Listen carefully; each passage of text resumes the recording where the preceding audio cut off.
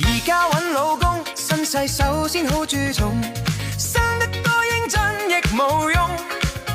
在我呢一雙眼中，即使生得鬼咁窿，有身家只肯配做龍鳳。而家搵老公，只要享福不要窮，輕輕鬆鬆每夜甜夢。願嫁千金的富翁，不管他朝吉與凶，最好呢有幾百萬錢用。冇錢乜都不會通，成日去這四圍公，朋友親戚即刻想要送。